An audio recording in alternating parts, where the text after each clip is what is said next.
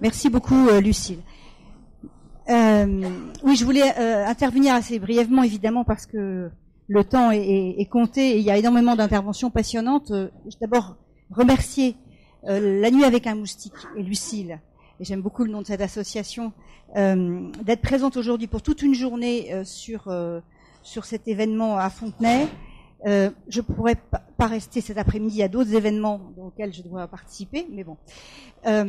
Moi, je voulais dire simplement que sur la question animale, vous le savez, pour beaucoup, j'imagine que vous suivez un peu ce que je fais à l'Assemblée nationale, où on n'est effectivement pas très nombreux à s'intéresser à cette question-là. Moi, j'ai dans ce que vient de dire l'intervenant, Monsieur Lored, il y a quelque chose qui me frappe. Il dit, au fond, avec un système démocratique qui inclurait tout le monde, au fond, tout le monde aurait pour rôle de participer au bien commun. Moi, je suis pas du tout optimiste comme vous.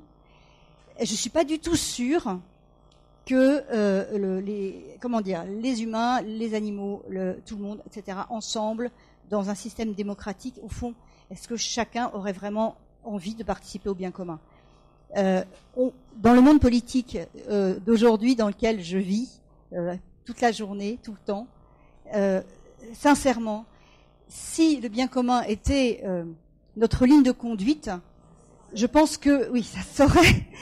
Je pense que les choses, effectivement, auraient évolué sans doute beaucoup plus rapidement que vous le dites. Et quand quelqu'un a évoqué la puissance du monde économique aujourd'hui et le poids de l'économie, et vous vous dites la volonté politique peut tout faire. Vous avez raison. La volonté politique peut tout faire. Mais aujourd'hui, la volonté politique ne se donne pas les moyens de prendre le pouvoir sur le pouvoir politique. Ce qui est un problème absolument terrible et sur lequel, pour le moment, véritablement, moi, je ne trouve pas de solution. Si ce n'est, et concernant la question animale qui nous occupe aujourd'hui, sans doute une sorte de basculement ou en tout cas d'évolution forte, je pense, dans le monde entier, sur la prise en compte, alors, de l'animal, du respect animal, du bien-être animal. Il y a plusieurs formules et qui évidemment n'ont pas forcément toutes le même sens et sont peut-être pas d'un point de vue philosophique ou en tout cas dans leur finalité toutes égales. Mais cela étant, qui dénote réellement, je pense, une autre façon pour un certain nombre de gens et en particulier de jeunes, et j'insiste là-dessus, de considérer le monde dans lequel ils vivent et au fond d'imaginer l'avenir du monde autrement que ceux, je dirais, de ma génération. Et je dis parfois, ceux qui m'ont déjà entendu, on est passé un peu de l'ère des mémés à chats, dont je fais partie, à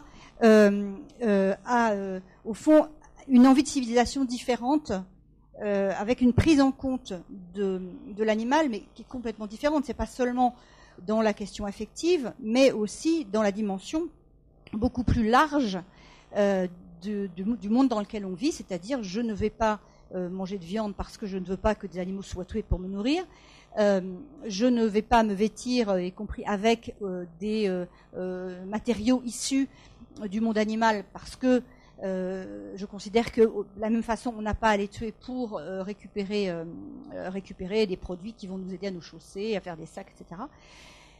Donc là, il y a une dimension nouvelle, j'ai l'impression, qui a émergé depuis quelque temps. Je ne saurais pas dater les choses, mais après, il y a aussi le monde intellectuel qui s'est emparé des choses. Alors, en France, vous avez raison, c'est pas beaucoup, mais c'est un peu quand même.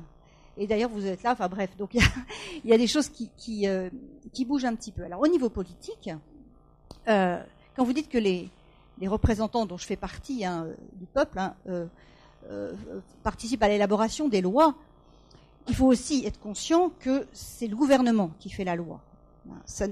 Les parlementaires ont un apport extrêmement limité, finalement, à l'élaboration des lois. Et aujourd'hui, dans le rôle de l'élaboration de la loi, le monde associatif, finalement, moi je me rends compte un peu de l'expérience que j'ai aujourd'hui, joue un rôle très important.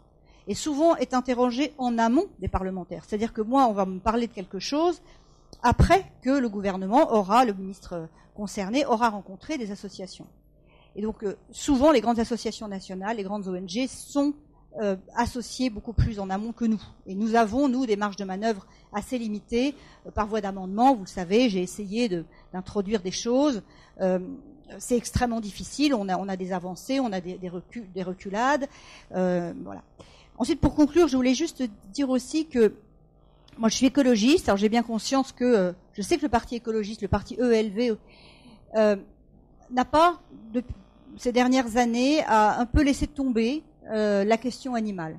C'est quand c'est en train de revenir. Il y a une commission nationale animale qui s'est créée il y a maintenant quelques semaines. Donc je pense que cette dimension-là, elle revient. Mais c'est vrai qu'on l'a un peu laissé tomber, peut-être parce que notre réflexion est plus l'écosystème. Et donc on va intégrer effectivement les questions végétales, minérales, animales, humaines. Et la question animale, on va la penser dans le cadre des écosystèmes. Et je donne un exemple là actuellement par rapport à la conférence climat. Heureusement, aujourd'hui, émerge un certain nombre de pensées, enfin pas de pensées, mais comment dire, d'interventions au niveau politique pour rappeler que dans la dégradation du climat, la question de l'élevage est absolument centrale. C'est quelque chose dont on ne voulait pas entendre parler il y a encore quelque temps. Peu d'organisations internationales ou nationales, peu d'associations avaient repris cette question en ligne de compte. C'est en train de bouger un petit peu. Il faut savoir que, oui, l'élevage, c'est pour une part de à peu près 18% responsable du réchauffement climatique. 18%, c'est énorme. Donc, si on n'intègre pas cette dimension-là, on va passer encore à côté. Mais dès qu'on parle d'élevage, d'animal, etc., on a évidemment les lobbies de l'agroalimentaire et de la chimie et autres qui sont là et qui, justement, pour reprendre ce que je disais au début, constituent ce pouvoir économique sur lequel le pouvoir politique n'arrive pas à prendre le pas, ou ne veut pas prendre le pas, parce qu'il le pourrait. Il en a les moyens et il ne le fait pas. Donc, je suis à la fois pessimiste par rapport à une organisation où le bien commun serait finalement l'objectif de tous. Ça, dans le monde dans lequel on vit, j'ai du mal à le voir, mais on peut l'espérer. En revanche, sur la question politique de manière plus générale, et enfin les évolutions actuelles, c'est vrai qu'il y a quand même un certain nombre de signaux qui laissent penser que petit à petit, la façon de consommer des gens, ça va venir des gens qui disent nous on mange plus de viande, par exemple, ou nous on chasse pas, et donc on veut pouvoir se promener en forêt sans se faire tirer dessus, et donc la chasse, il y a de moins en moins de chasseurs. Enfin voilà, il y a tout un certain nombre de pratiques qui sont en train d'évoluer, et les pratiques vont forcément à un moment donné faire modifier aussi les règles qui nous régissent, et les animaux vont petit à petit, par d'autres biais, par la voie intellectuelle, mais par aussi des voies plus concrètes de consommation, de consommateurs, que nous sommes tous finalement, aussi amenés à modifier un certain nombre de pratiques de production, de traitement des animaux, je l'espère, mais en tout cas, ça c'est plutôt, je vois plus positivement que sur d'autres sujets, changer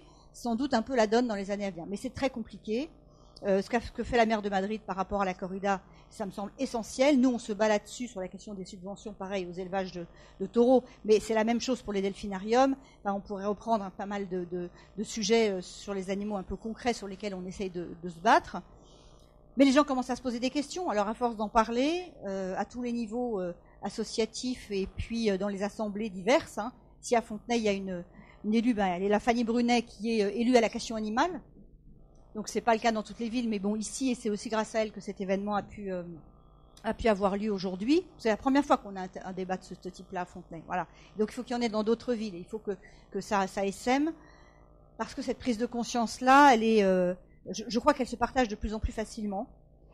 Et donc, qu'il y a de plus en plus d'espoir, sans doute, pour que dans les années à venir, moi je ne dis pas dans les 6 mois, mais en tout cas dans les années à venir, dans la construction politique, on ait une relation qui soit réellement modifiée avec le monde animal, et donc avec notre propre humanité aussi. Voilà. Merci beaucoup.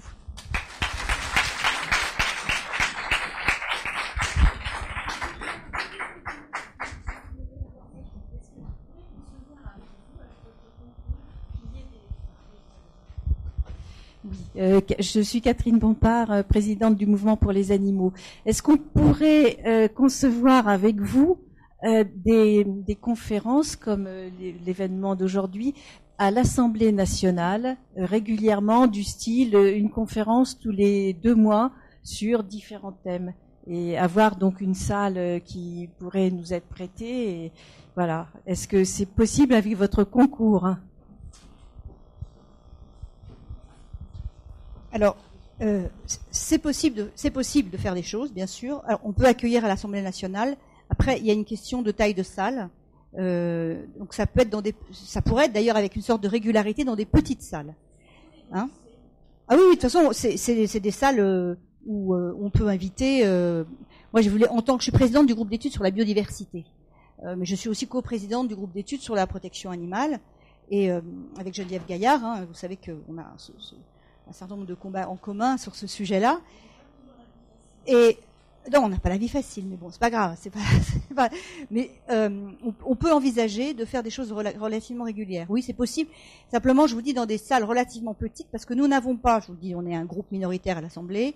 Des grandes salles, elles sont prises très longtemps à l'avance, et des grandes conférences, c'est un peu compliqué à organiser. Cela étant, on peut programmer une grande conférence sur la question animale, par exemple, pour 2016, dans la salle Victor Hugo, pourquoi pas. Enfin, je me tourne vers Edith qui travaille avec moi, où les petites salles, c'est 60 personnes à peu près, enfin c'est déjà pas mal. Mais après, la grande salle, c'est 300. Après, il y a des grandes salles, voilà, il y a quelques grandes salles. Mais effectivement, une sorte de régularité sur ce sujet-là, au sein même, mais il faut le faire aussi au Sénat. Enfin, je dis, il n'y a pas que... C'est intéressant, hein. Faut aussi faire ça au Sénat, où on peut absolument faire la même chose quand il y a un parlementaire qui est là, enfin on peut tout à fait l'organiser. On peut pas manger, par contre, je vous le dis tout de suite, c'est juste un peu. Mais bon, on peut pas. Non, on s'en fiche pas, parce que c'est parfois très compliqué de faire des conférences et les gens ne savent pas comment se restaurer, donc d'un point de vue pratique. Mais en tout cas, ça peut se faire, ça s'organise très précisément avec les noms des gens, etc. C'est pas ouvert comme ça, comme aujourd'hui, hein. On a des règles de sécurité impossibles. Mais bon, moi je suis tout à fait d'accord, donc de faire un truc. Oui, voilà, on peut monter ça. Vous me contactez et puis on regarde ça avec plaisir.